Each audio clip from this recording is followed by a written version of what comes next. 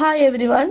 Kerala Set എക്സാമിന്റെ general പേപ്പറിലെ unit 4 foundations of education എന്നുള്ള ടോപ്പിക്കിലെ മൊഡ്യൂൾ 2 സോഷ്യോളജിക്കൽ ഫൗണ്ടേഷനുമായി ബന്ധപ്പെടുന്ന ഒരു ചോദ്യം നമുക്ക് നോക്കിയാലോ.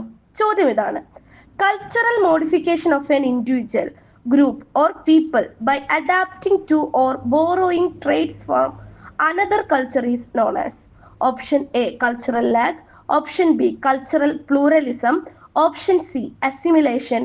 Option D, acculturation. വളരെ സിമ്പിൾ ആയിട്ടുള്ള ഒരു ക്വസ്റ്റ്യൻ ആണ് അല്ലേ. കൾച്ചറൽ മോഡിഫിക്കേഷന് വേണ്ടിയിട്ട് ഒരു ഇൻഡിവിജ്വലോ അല്ലെങ്കിൽ ഒരു ഗ്രൂപ്പ് ഓഫ് പീപ്പിളോ മറ്റൊരു സംസ്കാരത്തിൽ നിന്ന് കാര്യങ്ങൾ അഡാപ്റ്റ് ചെയ്യുകയോ ബോറോ ചെയ്യുകയോ ചെയ്യുകയാണ് എങ്കിൽ ഈ പ്രവർത്തനത്തിന് പറയുന്ന പേരെന്ത് എന്നുള്ളതാണ് ചോദ്യം. ഏതാണ് ശരിയായിട്ടുള്ള ആൻസർ?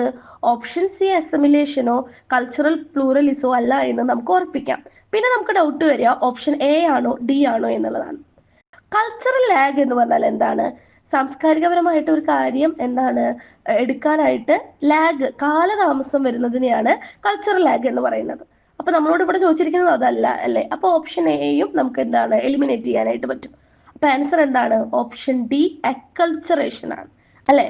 ഒരു കൾച്ചറൽ മോഡിഫിക്കേഷന് വേണ്ടിയിട്ട് ഒരു ഇൻഡിവിജ്വലോ ഒരു വ്യക്തിയോ അല്ലെങ്കിൽ ഒരു ഗ്രൂപ്പ് ഓഫ് ആളുകളോ മറ്റൊരു സംസ്കാരത്തിൽ നിന്ന് കാര്യങ്ങൾ അഡാപ്റ്റ് ചെയ്യുകയോ ബോറോ ചെയ്യുകയോ ചെയ്യുന്നതിനെയാണ് എന്ത് വിളിക്കുന്നത്?